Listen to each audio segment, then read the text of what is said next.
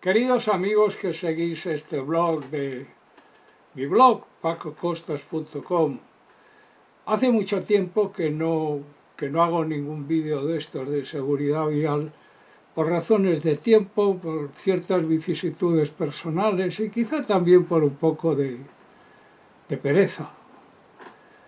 Hoy vamos a hacer algo sobre el invierno. Os quiero no aconsejar, yo no me considero lo suficientemente entendido en esto como para aconsejar a nadie. Yo creo que el usuario, el automovilista, el conductor sabe perfectamente lo que tiene que hacer, pero en cualquier caso, a veces nos descuidamos, a veces se nos olvida. Y ahora que viene el invierno, sabéis perfectamente que una máquina, cualquier tipo de máquina, sufre un desgaste. Hay que estar pendientes, hay que revisarlos, pero en el caso del automóvil ese tipo de revisiones tienen una importancia mucho mayor porque en ellos está nuestra seguridad, la de nuestra familia, la de nuestros amigos.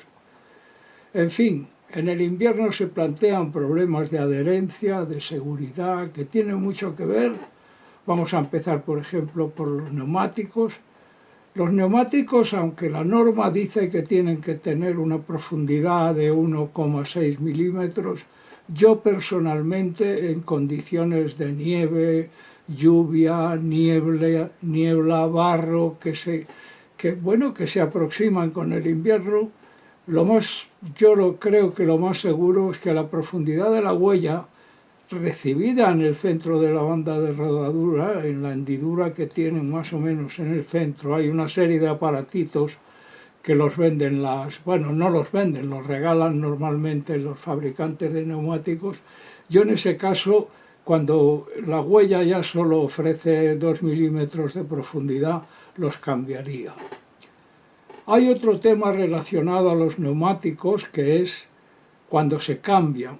Si, por ejemplo, por razones de economía o porque un eje ha gastado más los neumáticos que el otro, el delantero o el trasero, si hay que cambiar solamente 2 neumáticos, recordar que lo más seguro es poner los nuevos en la parte trasera, equilibrados en el eje trasero, y los que todavía tienen buen dibujo y están en buenas condiciones en el eje delantero. Naturalmente, ni que decir tiene que el inflado es algo fundamental, influye en el comportamiento del coche, en el desgaste del neumático y sobre todo la desigualdad en el inflado trae como consecuencia que en un momento determinado el coche no está equilibrado lo suficiente y si entráis a velocidad en una curva, esa baja de presión de un neumático determinado puede producir un deslizamiento. Otra cosa con respecto a los neumáticos, sabéis que hay ofertas, hay de muchas nacionalidades, están las generalistas que todos conocemos, Michelin, Firestone, Goodyear, etc. Y luego hay una serie de neumáticos que vienen de Asia que se ofertan a un precio más bajo que los que ya conocemos. Probablemente sea estupendo para nuestra economía, incluso darán buen resultado. Yo sé de algunas marcas asiáticas que funcionan muy bien, pero hay que tener en cuenta en esas ofertas la fecha en que han sido fabricados. Un neumático después de cierto tiempo se endurece, de alguna manera se acartona, como las personas mayores como yo, y ya el rendimiento no es el mismo.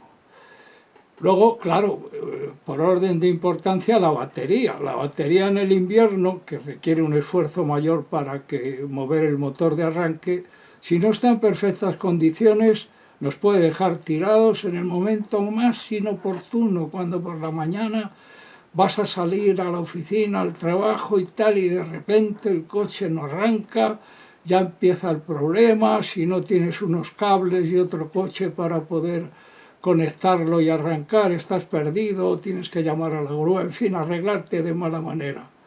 La batería requiere, al cabo de cierto tiempo, hay baterías que duran muchísimo y el fabricante sabe que podrían durar mucho más, pero en fin, es un asunto de mercado en el que no voy a entrar. Además de la batería, es muy importante ese viejo axioma de ver y ser vistos. ¿Qué quiere decir eso? Pues ver, para ver necesitamos ver a través del parabrisas, eso parece obvio, ¿no?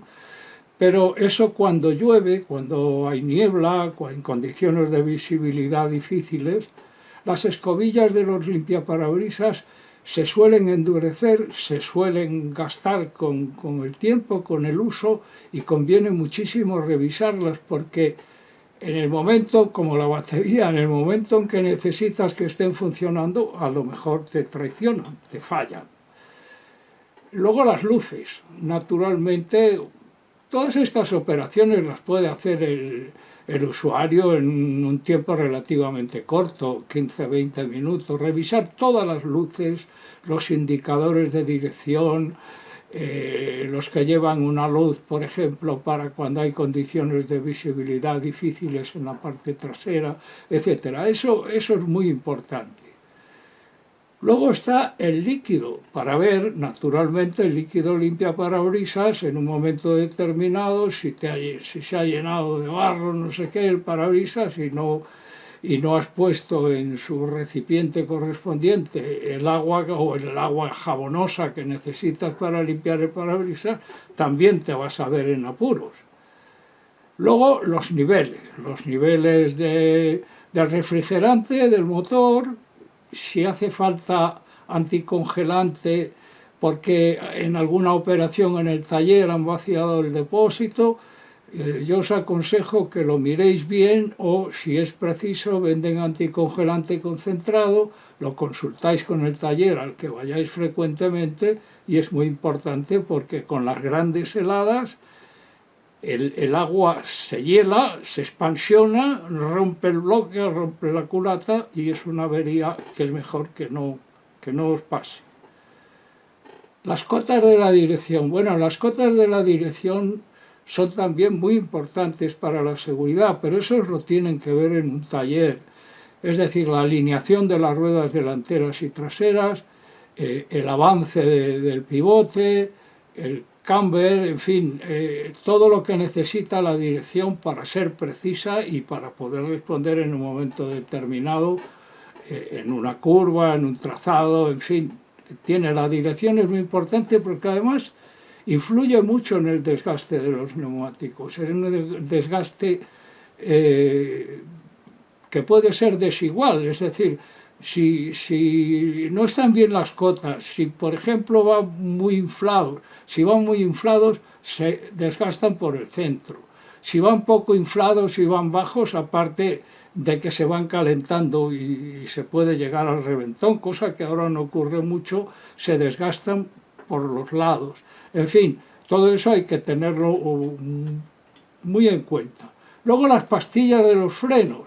Por cierto, se ven muchas veces, quizá la economía a la que los obliga, a muchos usuarios que están cambiando las pastillas en plena calle. Ponen el gato, compran las pastillas, lo desmontan. Algunos sabrán cómo ponerlas, pero hay algunos que no. Y para qué decir tiene que poner unas pastillas de freno sin saber bien cómo se hace, o si al tener mucho desgaste no la revisamos, los discos se van rayando, se van deteriorando y cuestan un riñón. Así que ese tema también es muy importante. Y luego, por último, las cadenas. Las cadenas en el invierno.